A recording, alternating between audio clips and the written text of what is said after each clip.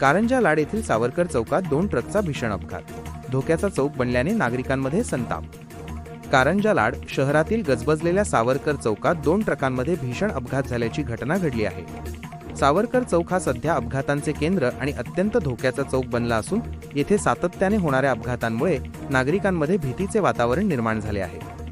या अपघाताची माहिती अभिषेक डोईफोडे यांनी तात्काळ श्री गुरुमंदिर रुग्णवाहिकेचे रुग्णसेवक रमेश देशमुख यांना दिली।